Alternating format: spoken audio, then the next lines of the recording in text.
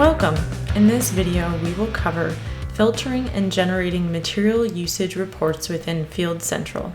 Knowing how to run these reports will help ensure you are able to track your material usage in whichever way you find most helpful for your business. Once you have logged into your Field Central web account, navigate to the main menu, click Reports, and then select Material Usage.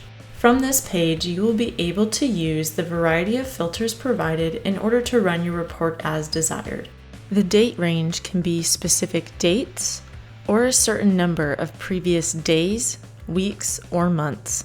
You are also able to add a crew or distributor column to the report if desired. In order for the distributor column to populate information, they must be already mapped to your material list. Additionally, you can select to have the totals calculated by crew or by a specific time period. Once satisfied with the parameters, click the Retrieve button to populate the report within Field Central.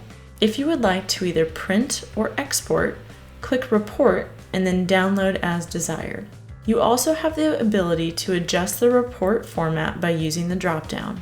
The Material Restock List by Crew will provide a list of materials used segmented by each crew.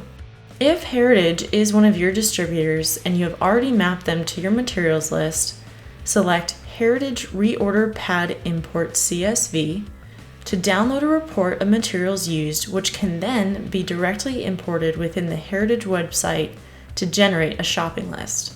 Ready to give it a go?